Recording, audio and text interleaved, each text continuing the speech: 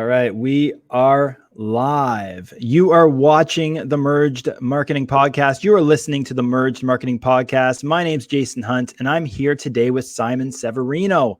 And Simon is going to be bringing you a ton of value and showing you how you can double your revenue in 90 days. Simon is the CEO and founder of Strategy Sprints, which is a global team of certified strategy sprints coaches, which offers a customized strategy to help clients gain market share and work in weekly sprints, which result in fast execution.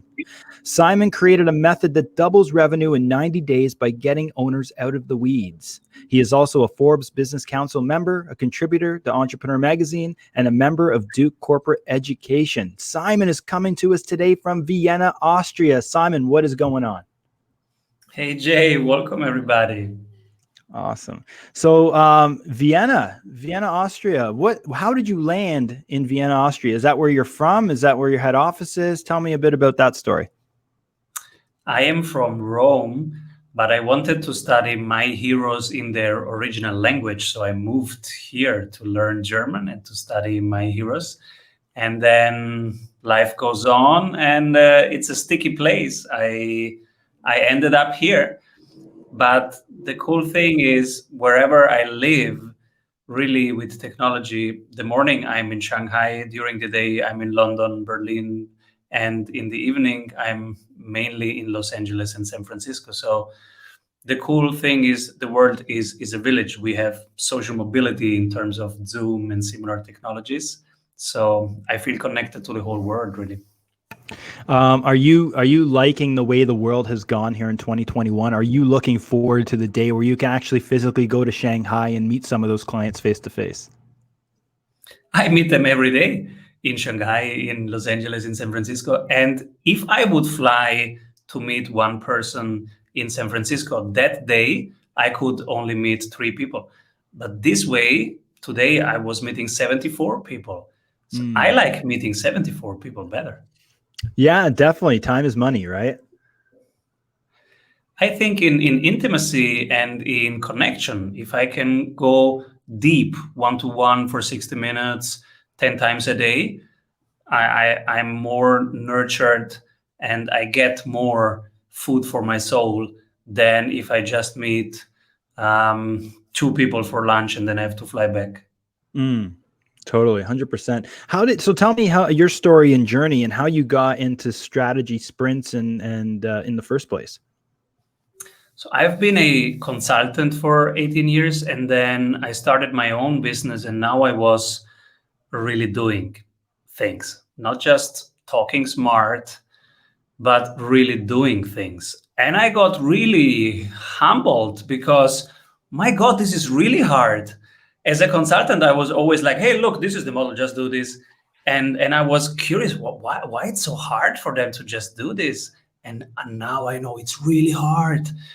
Hiring, firing, creating the sales structure, creating the marketing systems, having good operations, getting referrals, inbound, outbound. Yes, it is tough. And then you have pandemics coming in, it's super tough. So I was like, entrepreneurs need something different. They don't need a distant suit kind of guy that comes in once a month and is smart. They need somebody like Spider-Man has his guy in the chair, and Spider-Man is in action and says, hey, help me. Should I kick the left door or the right door? And his friend says, give me a moment. Kick the left door because there is a cactus behind the other door. This is what entrepreneurs need. And they need this whenever they need to take a decision that is not reversible. And so that's 5 times a day, 10 times a day. They need a short answer to one question. And then they go do their stuff. And then they need a short reflection of that. Then they go and do their stuff. I found that to be much more helpful. It wasn't there, so I created it. Too many entrepreneurs, and myself included, have found myself working in the business and not on the business. So it's important to know that you can probably be more effective and be a better person or better business leader when you can work on the business instead of just in the business and in the weeds, right? The moment I fired myself from fulfillment was the best idea I had the last 20 years. I remember it was 3 years ago. I said, Rudy, you are going to coach this person. I'm not coaching anymore. I will be coaching the coaches now. Every Monday, everybody will report me about client progress. I will be supervising the coaches. I am now one level above fulfillment, and my goal is to be 2 levels above fulfillment end of this year. It was the best thing. And it was not even that hard. From one day to the other, I got back 40 hours per week of my time. I was working around 60 hours at that time as a founder, And so I got back 40 hours. Now, 10 of them I'm playing with my kids. 5 of them I'm having date nights with my wife during the week. And the rest I'm working on the business instead of in the business, which is so much more impactful, and nobody can do it. So I'm leveraging joint venture partnerships.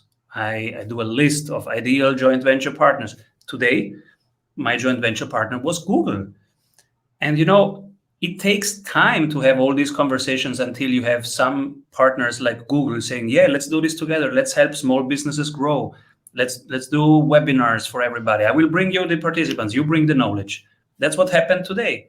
And I had 41 participants brought in by Google. And I have this every day this week. Now, of course, it took me 6 to 8 months to line this up, right? A ton of conversations.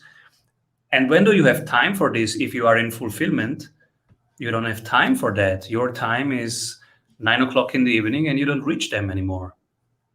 Let's talk about the elephant in the room for a second, and that's some of the big challenges that entrepreneurs are facing in 2021. What are some of those big challenges that you're seeing? I mean, talking to entrepreneurs as frequently as you do, you'd be on the ground level hearing these issues that they're dealing with. And what are some of those issues? Cash. They're running out of cash. So their assets are depreciating because the Fed is printing as if it was a party. And so, and they don't have appreciating assets in their treasury. They have cash flows which are tight because their profit margin is much too low. They they have to adapt to new circumstances right now. So they have to adapt the product or the offer. And at the same time, they're having less people pulling the traditional offer. So they have a cash problem. Most business will not be around next year. That's what I see happening. And then we have 20%, 30% who are just e-commerce or very digital, and they are growing and they have the upside of this whole thing. I'm working with many blockchain-based businesses. They are having the upside right now. 100%. I think that's we've seen it ourselves in our business, where just those businesses in travel and restaurants and food have just been hammered really hard. But there have been some that have thrived, and it's those ones that had the ability to pivot to something that was more digital to grow their business. And now, as we come out of a pandemic, at least here in Canada, we are starting to see a lot more of those travel businesses and restaurants coming back full swing. Are you seeing that as well? The businesses that were thriving in 2019, are they starting to come back now? Are you seeing that? Not so much, because their people have left. It was hard to keep the good people, and they had to find some other activities in between. So it's a mixed situation out there. What we have now focused on is helping everybody raise cash flow in 90 days, because that's what you need right now, and quickly adapt the offer to the current times. Let's talk about that. Let's dive into that. And how do business owners run a company now to double revenue in 90 days? Give us a little peek at this method. There are 3 levers to do that. One is increasing the price by 25%. One is increasing the frequency by 25%, and one is increasing the conversion rate from existing lead by 25%. You do these 3 things, you are up 99% in revenue, which creates cash flow. Okay, let's go over that one more time. Price 25%, Number 2 was frequency 25%, conversion rate 25%. Got you. Okay, let's start with number 1, price. For a business that might have a tough time increasing prices by 25%, they might fear they're out of the market if they increase their prices by 25%, because that is a big chunk. So is there any strategy that business can do to implement this 25% increase? Yes, there are a couple of tactics that you can do, and we do them every week. And the fun thing is that none of them has lost revenue. Most of them have done very well, and the client was fine. There are 8 things that you need to do before, and then there is a very specific tactic. So the 8 things are things like writing down the customer testimonials, creating the right structure on your website, so creating social proof, and also packaging the offer in a way that tells you really what you get. And so there are 8 of these things to do. When you do that, now you have the right positioning. And you can do this in 6 days with our templates. Without them, maybe you need a couple months, but you can do that pretty quickly, doing the right positioning. And then you can increase now by 25%. How? The tactic is increase 5% for every new user until you reach your sweet spot, which is usually around 60% no's. So you have 40% conversion rate, and that's mostly, for most people, the sweet spot to getting the right people in and the wrong people out. Now you have found your upper limit. Got you. So is there a specific industries that you would recommend these tactics for? Is it SaaS specific, service based? What specific businesses are we talking about here? That works for every business. SaaS and services, it is where it comes from. But we did it right now in North Carolina with somebody who's building houses. They quadrupled their revenue in 90 days. They're building houses, hardware. That's interesting. Okay, let's keep on that example then. We do have some of our audience which are real estate agents and own brokerages. So let's talk about that for a second. So basically, what you're doing is they're optimizing their website. They're having a very enticing offer, and by doing this and streamlining it, they just increase their prices by 25% in terms of the pricing. Testimonials, content pieces, etc., until you're positioned well. 8 steps. And when you're positioned well, and you come in and say, "Hello, I'm the best CRM for insurances. You are an insurance. This is my price," and they go to your website, and in the first 10 seconds, they find these 8 things that tell me, "Hey, they're really the best for insurance. Look at these reviews. Look at these testimonials. Look at these 3 pieces," and then it's absolutely okay. People will not compare you to something low price unless you position yourself as a commodity. So it's your positioning, what you are telling others. You can tell, "Hey, I am $20 per hour like everybody else." Or you can say, "Look, this is what I stand for. That's my uniqueness. This is what we can do with you and nobody else, because these are our skills. And look at these 3 testimonials that are telling exactly that." I think what's important about increasing prices by 25%, it's a very important point that Simon brings up. And I think that we're kind of glazing over the fact that you're naturally filtering out those people that might not be your ideal clients by increasing your prices by 25%. Right? Because let's think about it. If you're just that commodity, quote unquote, you're going to get everybody under the sun. And especially if you have the cheapest price in the market, you could be giving yourself headaches later on, where if you increase your prices by 25%, you keep potentially a growth in revenue, but you get better clients for it. Yeah, and you will have a growth in profits, which is even more important than revenue. Yes. Revenue is right now important for the cash flow, but the profits are much more important. And if you have the right clients, you will have higher profits than if you have just a ton of clients, but they are devouring your time. Mm-hmm.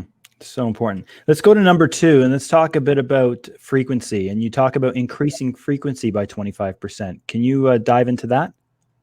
That's my favorite, because that's fun. So when you are in a high ticket B2B business, usually you have a long sales time from awareness to closing. It can be 13 months. It can be 18 months. And now we have found creative ways to shorten the sales time up to 2 weeks. And that's possible because of technology. So if you go to our website, and you can do an experiment, you can go to our website, strategysprints.com, and you download some of the tools, or you say you want to stay in touch or whatever. You give us the signal that you want information. Then you will get a festival of things over the next 12 days. You will get, hey, this is Simon. Super cool that you're here. Look, this is what we've done with somebody from your industry. By the way, what's your problem right now? Tell me, I will make a video for you. And so we start a relationship, really, a getting to know each other. And then the next day, I will send you something for your industry, but it's on LinkedIn. So you go on LinkedIn and watch that video, and you see that other people from your industry are discussing it. You start discussing with them. So we have 2 contact points. Next day, I send you something, and it's on my YouTube channel. So you will be 3rd contact point. But then, of course, in the evening, you go back to LinkedIn, and on LinkedIn, it will pop up again because we are now connected. So, and I continue this over the next 12 days to create 14, 15, 16 contact points. So what was traditionally taking me 18 months, because I would fly to your city, have lunch with you, and then connect you with somebody in your city and industry, and then go back and then forget you, and then find you in my CRM, and then flying again to you. This now we can do in 12 days. And that's the fun part of using many, many different creative ways. And every day I come up with something new, and I try something new. And as long as it's natural and fun and it comes from a good place, people value it. And you have a ton of relationships with them. In the evening, they tell me they take their iPad and they want to watch something. Boom, the Strategy Sprints podcast popping up. Oh, let's see Simon talking to David Allen. And then we have one more contact point. I love it. I love increasing ad frequency. And to be honest, that one's my favorite one as well, because I mean, we do a lot of Facebook retargeting. Even this podcast, we're watching this podcast now. It's going to be on Facebook ads, bringing people into the top of funnel, and then retargeting them with a blog to send them over to our website, and then maybe a consultation to our Calendly link, So having these, it's not about just frequency on one platform, but like Simon said, it's increasing that frequency across many platforms. Heck, if you go to physical trade shows and you have a banner at the trade show, well, you might as well get in front of them in the means of a Facebook ad and then a LinkedIn post and this and that and the other. There's ways that you can do that. And that is important. Increasing by 25%. Is there a reason why you chose just 25%? Because I seem like if once somebody starts putting into place the things that you have done, Simon, they'd probably be increasing that frequency by 200%. Some do, like these guys in North Carolina that quadrupled.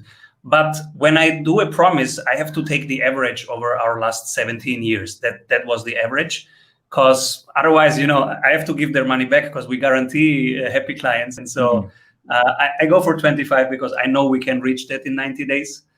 But I don't want to put too much stress onto my sprint coaches. Is there too much? Can it get to a point where it's that ad frequency or that frequency is just too high, and that you get to a point where people are becoming annoyed, or you get a lot of unsubscribes, spams, all that type of stuff? Is there a way you get to that threshold and okay, I've got to this point and it's too much now. I got to stop hammering this user. Watch the unsubscribes. And, a good amount of unsubscribes, 1-2%, that's fine, and it's healthy, because as you said at the beginning, you want to get rid of the wrong people to be respectful of their time and your time. So watch the unsubscribe rate of your emails, and we usually increase the frequency that our clients send emails, and they don't lose a ton of people. So if it's valuable and if it's coming from the right place, if it's coming from the heart, you are not just selling something. You are genuinely helping with words and with videos and with whatever you have to give. But you are giving from a place of abundance and from a place that is a good heart. Then people like it. And watch the unsubscribe rate and you will know it. But it's usually the frequency, even if you go daily, people tend to go with you, the right people, And of course, you will get rid of the wrong people. I love it. And lastly, number 3, conversion rate, increasing the conversion rate by 25%. Is this naturally going to happen, or are there certain things that you need to put in place in the business to increase that conversion rate by 25%? That's the hardest part to get right, because we have to work on your sales script. So what you do in the sales conversation, and then we let them record the Zoom call, and the sprint coach gives them one-to-one customized feedback about, body language, which words they used, when they should have shut up and they didn't shut up, etc. So when did they have silences? Which words did they use? Look at the body language. When you say this, people are coming forward. When you say this, people are going back. Look, they don't want to buy from you. Why don't you talk 60 minutes to that guy? He's like this in the call. So we give them really feedback on that exact sales call. And so week by week, they get more comfortable. We help them install role plays. They play prospect, salesperson, observer, 15 minutes, 15 minutes, 15 minutes. And so we improve the sales script with them. Most of the times they don't have a sales script. So we help them build their first sales script. Then they rehearse, they get more comfortable, more relaxed, more natural. Then we get the feedback, we get the recording, we help them with feedback. And so bit by bit, week by week, we get it up to 25%. Not always, but that increases the conversion rate, because the sales call, it's an art form in itself. You want to close the deal, and there are 9 things to do to close the deal. And we give them exact feedback on what to improve. I correct me if I'm wrong, but it sounds like that last one would be easier than you think if the price and frequency is working hand in hand. Like if the frequency's up there and people are seeing your face in the inbox on YouTube, on LinkedIn, and then you have that sales call, it definitely helps. Yes, it helps to get more sales calls in. It helps to get more of the right people in. But if you don't have the sales technique in place, you will not close. So today I was giving a webinar. We had 41 amazing people in, very well filtered out. The experience of the webinar, great.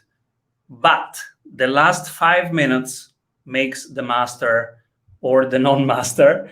The last 5 minutes, do you get them to close or not? That makes the difference.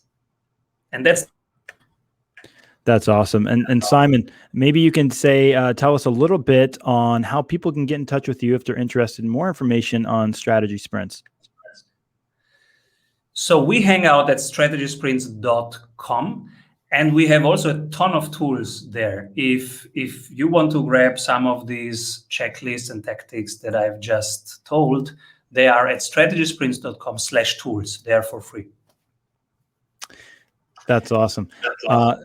So with that being said, Simon, this has been great. A lot of value for our audience today. Definitely go check out Simon. Check out Strategy Sprints to learn more about what Simon's talking about today, because I know a lot of business owners there are working their butts into the ground. And I think some of the strategies and tactics that Simon talks about today are going to help you get your head above water and potentially maybe save yourself from drowning, for sure. So Simon, are you on social media? Can people get in touch with you on social?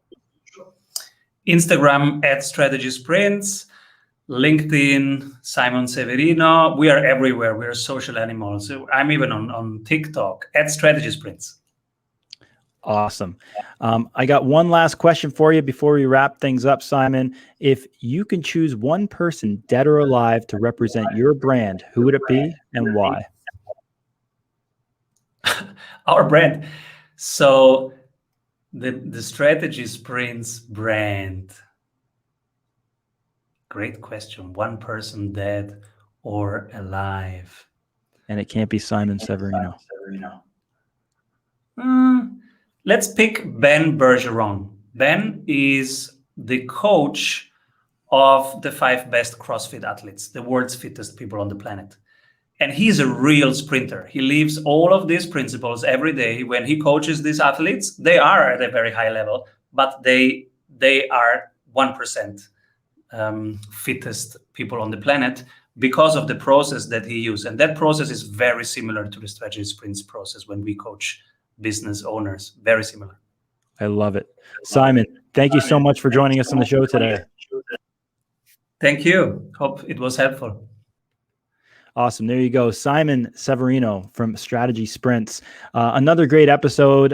This one was a tactical one, brought you guys some value. Remember, increasing price 25%, increasing frequency by 25%, and conversion rate by 25%. And to get those numbers, you got to go over to Strategy Sprints and seek out Simon's help over there. If you do have any questions, you know where to reach him. Thank you so much for watching. Thank you so much for listening to the Merge Marketing Podcast. It'd mean the world to me if you went on over there and subscribed and gave us a 5-star review. It would be appreciated. Don't settle for good, everyone. Be great. We'll see you soon.